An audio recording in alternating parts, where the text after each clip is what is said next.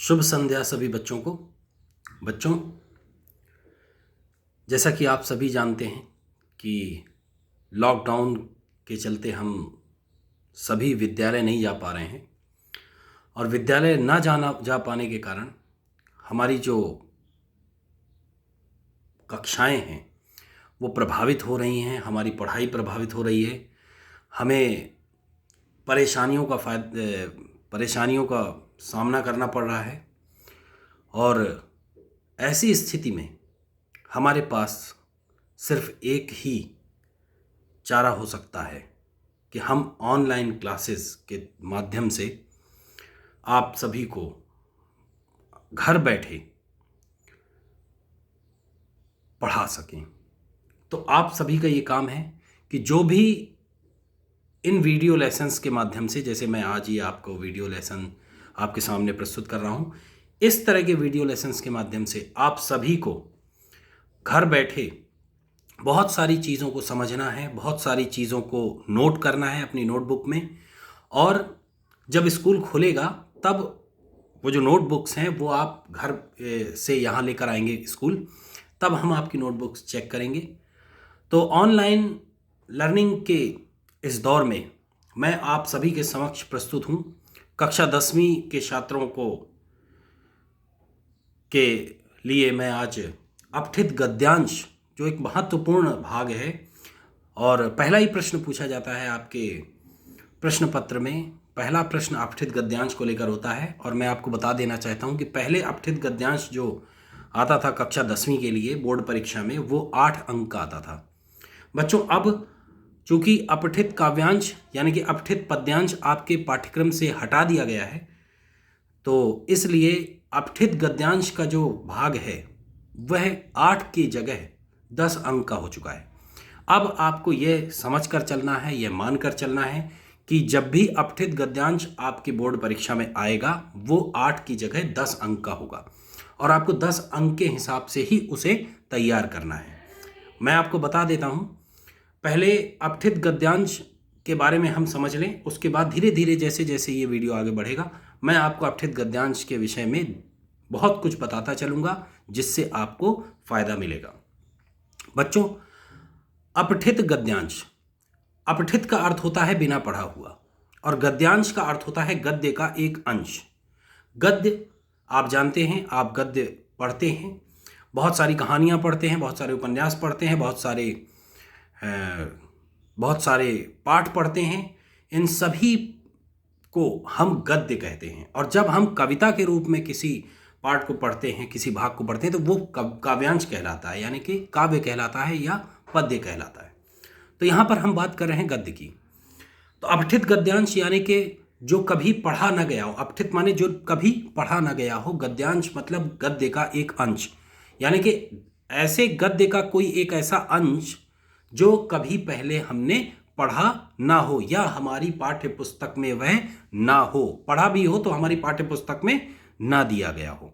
सबसे बड़ी बात, किसी भी भाषा को सीखने के क्रम में मित्रों तथा ज्ञान विज्ञान के विस्फोट के युग में पठन कौशल एक विशेष भूमिका का निर्वहन करता है। यानी कि जो हम पढ़ते हैं यह एक जैसे आप समाचार पत्र पढ़ते हैं, प्रतिदिन समाचार पत्र पढ़ते हैं, तो उससे हमें जानकारी प्राप्त होती है, विभिन्न क्षेत्रों की जानकारी प्राप्त होती है और हमारा जो ज्ञान विज्ञान है जो वो बढ़ता है, यानी कि हमारा जो मस्तिष्क है उसका बौद्धिक विकास होता है ना, बहुत ज़्यादा विकास होता है। इस तरीके से हम विभिन्न चीज़ों को अपने दिन प्रतिदिन आए दिन पढ़ते हैं, उससे बहुत सारी जानकारियाँ हमें प्राप्त होती हैं।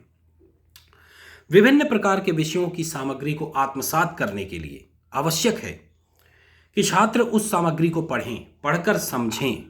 देखिए, पढ़ें, पढ़कर समझें, उस पर चिंतन मनन करें और फिर उस पर शुद्ध, स्पष्ट एवं सुसंगत रूप से अपनी प्रतिक्रिया व्यक्त कर सकें। सीधी बात, जैसे आपने समाचार पत्र पढ़ना चालू किया, उस समाचार पत्र में आपको अंतर्राष्ट्रीय, राष्ट्रीय, आर्थिक, है ना, प्रादेशिक और खेलकूद के समाचार मिलते हैं। इसी तरीके से जब आप कोई भी चीज़ पढ़ते हैं तो आपको विभिन्न जानकारी प्राप्त होती है इससे। इसको पढ़ने के बाद आप उसको आत्मसात करते हैं, यानी कि आप उसको क्या करते हैं, अपने अपने हृदय की अंतरतम गहराइयों से उसके बारे में सोचते हैं, उसके बारे में चिंतन करते हैं, और वो चिंतन आपको उस एक विषय के प्रति एक आपकी मान्यता या उसको कह सकते हैं कि आपकी एक रुचि पैदा करता है, या आपकी एक मान्यता बना देता है ना। तो उसी तरीके से ये अपठित गद्यांश भी है। जब आप किसी अपठित गद्यांश को पढ़ते हैं तो उसके बारे में एक धारणा आप विकसित कर लेते हैं। तो अपठित गद्यांश पढ़ते वक्त हमें बहुत कुछ महत्वपूर्ण सामग्री या महत्वपूर्ण हम कह सकते हैं बिंदुओं का बहुत ध्यान रखना चाहिए। मैं उन बिंदुओं को आपको बता रहा हूँ, आप नोट कर लें चाहें तो, और महत्वपूर्ण ढंग से आप उन्हें सुने और आत्मसात करें। सबसे पहला जो बिंदु है वो है दिए गए अवतरण यानी कि गद्यांश को 2 से 3 बार ध्यान पूर्वक पढ़ना है।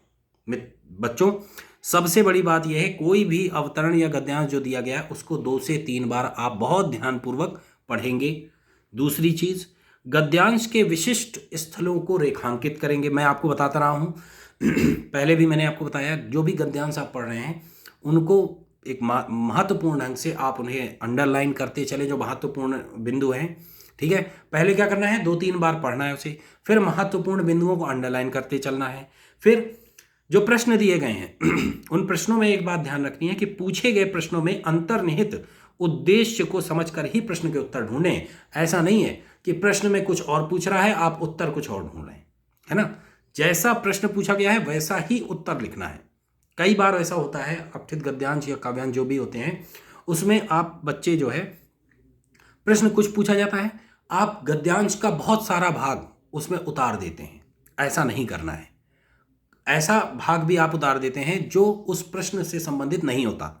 आपको उस प्रश्न को समझना है और उस प्रश्न को समझते हुए उस गद्यांश से वही उत्तर छांटना है, वही उत्तर लेना है जो आपके उस प्रश्न के लिए बिल्कुल यथा सर्वथा उचित हो। ठीक है ना, आपको समझ में आ गया। फिर अगला जो बिंदु है, प्रश्नों के उत्तर प्रस्तुत सामग्री में निहित होते हैं। यानी कि जो प्रश्न के उत्तर होते हैं वो आपको जो सामग्री दी गई है, सामग्री यानी कि गद्यांश जो दिया गया है उस गद्यांश में ही निहित होते हैं सारे प्रश्नों के उत्तर। बस आपके ऊपर ये डिपेंड करता है, ये आप पर निर्भर करता है कि आप कितने अच्छे तरीके से उन प्रश्नों के उत्तर वहां से खोज पा रहे हैं, कितना अच्छे तरीके से उनको ले पा रहे हैं। ठीक है ना। अगला जो महत्वपूर्ण बिंदु है, यथासंभव अपठित गद्यांश में प्रयुक्त शब्दावली के प्रयोग से बचें। यानी कि आप जो भी शब्दावली दी गई है, ठीक है, गद्यांश में, आप अपने उत्तर में भी वही शब्दावली दे देते। ऐसा नहीं करना है। आपको अपने उत्तर की शब्दावली अलग रखनी है गद्यांश की शब्दावली से। गद्यांश की शब्दावली इन द सेंस कि गद्यांश की शब्दावली हो सकती है साहित्यिक हो, तो आपको साहित्यिक शब्दावली का प्रयोग अपने उत्तर देते वक्त नहीं करना है। आप जब उत्तर देंगे तो आप व्यवहारिक और स्वाभाविक शब्दावलियों का प्रयोग करें, ना कि साहित्यिक शब्दावलियों का प्रयोग करें, जिससे कि आपकी समझ उस गद्यांश के प्रति कितना विकसित हुई है यह परीक्षक को पता चल सके। ठीक है ना।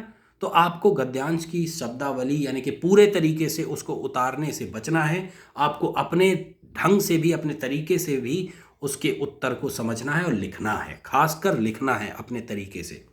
यदि शीर्षक पूछा गया हो, अगला बिंदु है, यदि शीर्षक पूछा गया हो तो उसे कम शब्दों वाला एवं आकर्षक होना चाहिए। मैं आपको पहले भी कक्षाओं में बताता रहा हूँ, जब पहले आपकी कक्षाएं लेता रहा हूँ, शीर्षक पूछा जाता है, जो अंतिम आपका प्रश्न होता है गद्यांश का वो होता है शीर्षक से संबंधित। शीर्षक जब भी आप लिखें तो आप ये बात ध्यान रखें कि वह शीर्षक कम से कम शब्दों का होना चाहिए। बहुत बड़ा शीर्षक वो फिर सही नहीं रहता है ना।